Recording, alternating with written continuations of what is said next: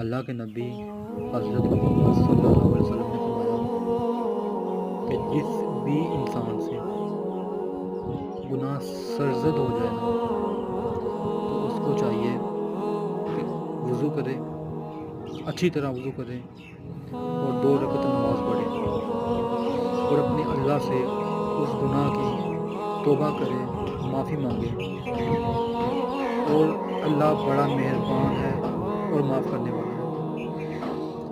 ہمارے دین میں، ہمارے اسلام میں کتنی آسانیاں ہیں، ہمارے نبی نے ہمارے لیے کتنی آسانیاں پیدا کی ہیں کہ اگر تم سے گناہ ہو جائے نا تو اس کا کفارہ اسی وقت ادا کرو، کفارہ ادا کرو اسی وقت اللہ کے آگے سجدہ ریز ہو کر۔ تو ہم کس ہلاکت میں پڑے ہوئے ہیں، ہم کس طرف چل رہے ہیں؟